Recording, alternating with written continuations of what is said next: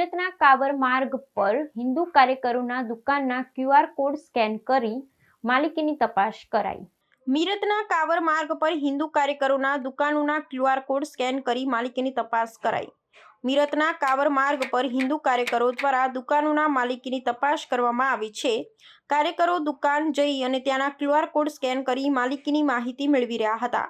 આ કાર્યવાહીનો ઉદ્દેશ્ય કાવર યાત્રા દરમિયાન દુકાનો પર હિન્દુ સંસ્કૃતિ અને આસ્થા જાળવવાનો હોવાનું જણાય છે।